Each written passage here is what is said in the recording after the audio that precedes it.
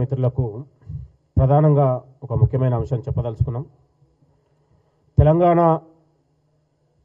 ప్రజాప్రభుత్వం ప్రజాపాలన వచ్చిన తర్వాత 25 నెలలుగా కేటీఆర్ కానీ హరీష్ రావు కానీ తెలంగాణలో ప్రజల సమస్యలు కానీ ప్రజల నుంచి వచ్చే విజ్ఞప్తులు కానీ ప్రభుత్వానికి ఇప్పుడు ఏనాడు కూడా చెప్పకుండా అబద్ధపు ప్రచారాలని విష ప్రచారాలని ఒకవైపు కంచె గచ్చిబౌలిని విద్యార్థులతోని నిరుద్యోగులతోని విష ప్రచారం చేసి వాళ్ళు ఒక తప్పుడు సమాచారాన్ని ప్రజల్లోకి తీసుకెళ్లారు. అదేవిధంగా మౌలానా ఆజాదీ భూముల అంశంలో కలెక్టర్ జస్ట్ ఒక నోటీస్ ఇస్తే దాన్ని ఒక తప్పుడు ప్రచారం చేసి గ్లోబల్ ప్రచారం చేసి నిన్న నందినగర్లో కేటీఆర్ ఇంట్లో మొత్తం కూడా ఒక ప్రచారం చేసి దానికి ఒక ఆజ్యం పోసే ప్రయత్నం జరిగింది. అదేవిధంగా ఇవాళ అశోక్ నగర్ కావచ్చు, చిక్కడపల్లి కావచ్చు, నిరుద్యోగుల మధ్య మళ్ళీ ఒక అగాధాన్ని సృష్టించారు.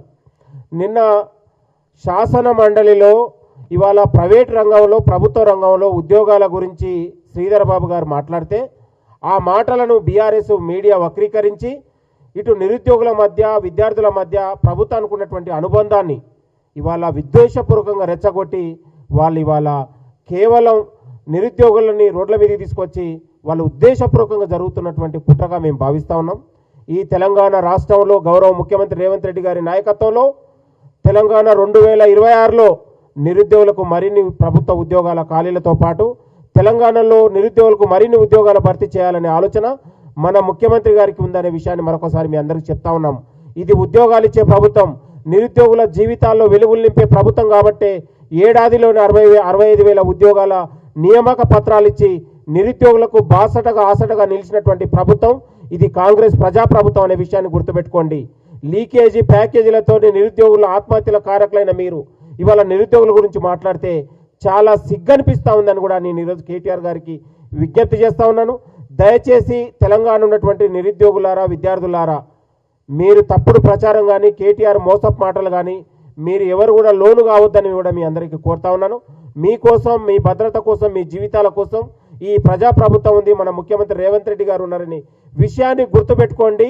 రానున్న రోజులలో మరిన్ని ప్రభుత్వ ఉద్యోగాల భర్తీ తెలంగాణలో ఉండబోతా ఉంది.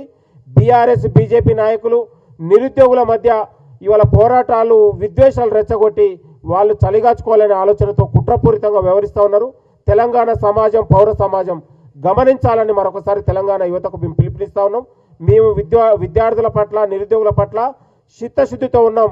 వాళ్ళ జీవితాల పట్ల వాళ్ళ పోరాటాల పట్ల 10 ఏళ్ల పాటు వాళ్ళ దగ్గర నుంచి వాళ్ళ స్థితిగతులను దగ్గర నుంచి చూసినాం కాబట్టి ప్రభుత్వానికి వాళ్ళ పట్ల ఒక విజన్ ఉంది, ఒక ఆలోచన ఉంది అనే విషయాన్ని మరొకసారి గుర్తు చేస్తూ ఈ యొక్క విష ప్రచారాలకు తప్పుడు ప్రచారాలకు లోను కావద్దని తెలంగాణ సమాజానికి కోరుతా ఉన్నాను. థ్యాంక్ యూ, నమస్తే.